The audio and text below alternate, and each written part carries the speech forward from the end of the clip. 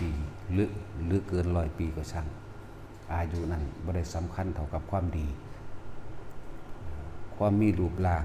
หน้าตาสวยรอน่ารักน่าใคร่เป็นที่พอใจในการเห็นของหมู่มหาชนทั้งหลายก็เหมือนกันรูปร่างหน้าตาสมบูรณ์หรือสวยรออันนั้นก็บ่ได้มีความสำคัญเท่ากับความดีนั่นแหละจังว่าแต่ละคนนั่นน่ะฐานะร่ำรวยหรือยากจนก็ยังบ่ได้สำคัญเท่ากับความดีจังว่าทุกสิ่งทุกอย่างรูปร่างหน้าตาก็ย่อมเคลื่อนไหวเข้าสู่ความชราและแตกดับคือตายแม้นอายุแม้นสิยืนยาวเพียงใดก็ต้องเดินทางเข้าสู่ความตายเหมือนกันแต่ว่าสิ่งที่บ่ตายจนถึงที่สุดแล้วก็คือความดีนี่ยังมีอยู่ มีมื้อนึงที่พระมหานามะหลังจากเพิ่นได้รับราชบัลลังก์แล้วคือพ่อใหญ่สุโธทนะนั่นแหละมอบราชบัลลังก์ให้ก็โดยการแนะนำของพระพุทธเจ้าเฮาเพิ่นประคองจิตใจพ่อเพิ่นพระเจ้าสุโธทนะเพิ่นบ่ฮักหานเลยทีเดียวมหานามะบวชพรรษา1 ปีศึกษาคัดลองของธรรมในการปกครองประเทศปกครองเมืองแล้วพอเพิ่นป่วยเลยประคองโดยการว่าให้เพิ่นหายกังวลในการที่สิเป็นผู้รองรับราชบัลลังก์ก็เลยพระพุทธเจ้าเฮานี่แหละเอามงกุฎประจำพระราชานั่นให้พระใหญ่สุโธทนะเล่าสวมให้พระมหานามะเองมหานามะก็ศึกไปบริหารบ้านเมืองด้วยความเป็นธรรมมาตลอดโดยทัศนคติราชธรรมโดยความเป็นธรรมมีเมตตารักผู้อื่นเสมอตนรักตนเสมอผู้อื่นแล้วก็บ่ลำเอียงมีความกรุณาซอยเหลือแบ่งปันมีมุทิตาบ่เคยอิจฉาริษยามีอุเบกขาวางกีเป็นกลางเสมอภาคบ่ว่าสิเป็นเศรษฐีผู้ดีหรือญาติโยมบริโภคทั้งหลายตามลำดับขั้นโดยความที่เพิ่นบริหารบ้านเมืองเมื่อหนึ่งพระพุทธเจ้าเสด็จไป อยู่วัดยังละลาลามนี่แหละลืมสื่อแล้วนิโคธารามเพิ่นก็เข้าไปถวายอาหารภัตตาหารต่างๆกับหมู่ภิกษุสงฆ์จำนวนหมื่นแต่ละเกิดความวิตกกังวลขึ้นมาอันหนึ่งได้ถามพระพุทธเจ้าว่าข้าแต่พระองค์ผู้เจริญตัวผู้ขาเองนี่บ่ได้ระลึกนึกถึงพระศาสดาเลยบ่ได้ระลึกนึกถึงธรรมเลยบ่ได้ระลึกนึกถึงพระอริยสงฆ์สาวกของพระศาสดาเลยมีความวิตกมีความกังวลอยู่แต่ละมื้อพยายามแล้วพยายามอีกตั้งแต่สิเฮ็ดให้ผู้อื่นได้รับความอยู่ดีมีสุขได้รับความเสมอภาคได้รับความแบ่งปันต่างๆมีแต่จิตใจเข่งอยู่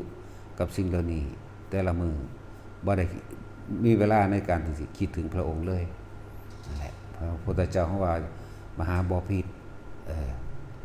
บ่ต้องกังวลเลยที่มหาบพิตรถามว่าสัมปรายภพของ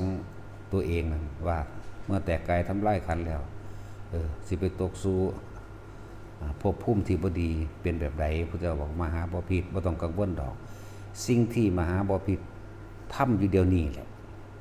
คือการทรงพรหมวิหาร4อันเกิดจาก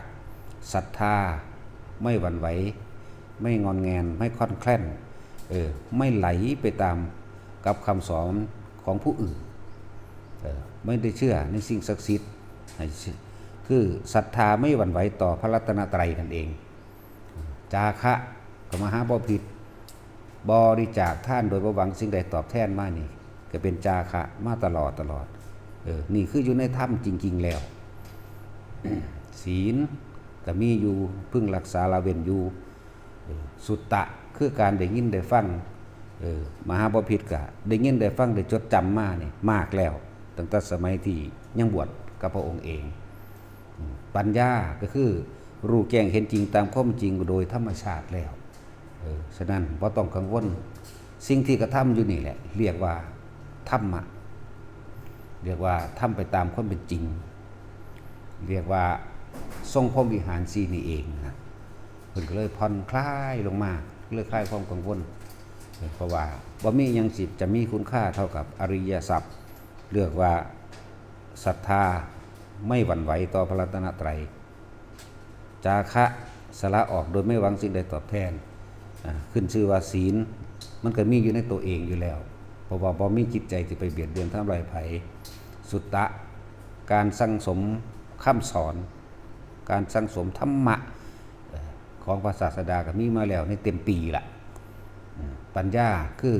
รู้ตามความเป็นจริงแล้วและรอบรู้ตามความเป็นจริงในหลายๆอย่างถึงบอกบ่ต้องกังวลเลย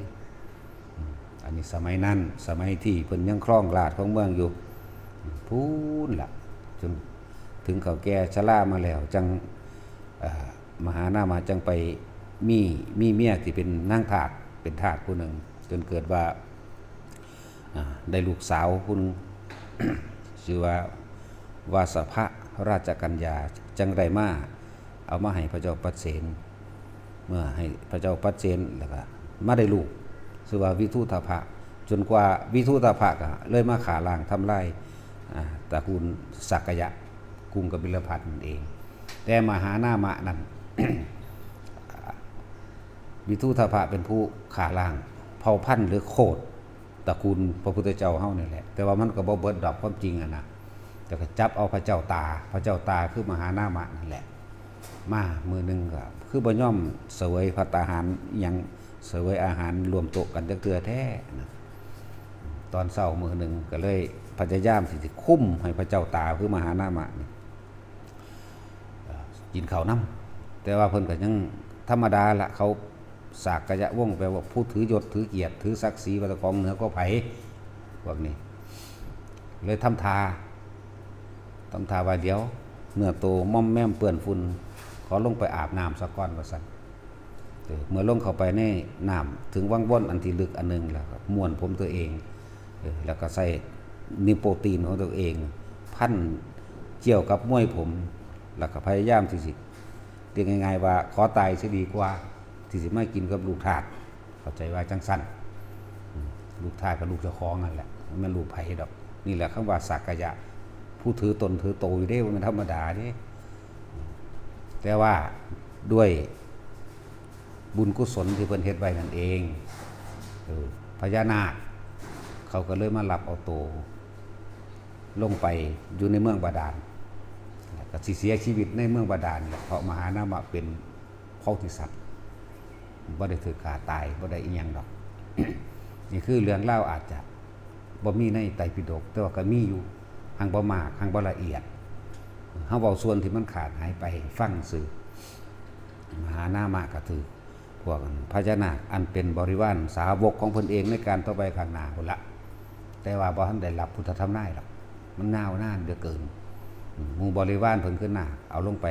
ใต้เมืองบาดาลก็สิเสียชีวิตในหั่นพูดถึงว่าเสียชีวิตในหั่นล่ะสิเป็นนาคหรือบ่อันนี้บ่เป็นจำเข้าสู่ตอนที่สวรรคตลงไปแล้วเพราะว่าทรงพรหมวิหาร4เลือกเข้าสู่ดุสิตนั่นแหละไปเป็นเทพสันดุสิตนั่นแหละนี่คือเว้าเรื่อง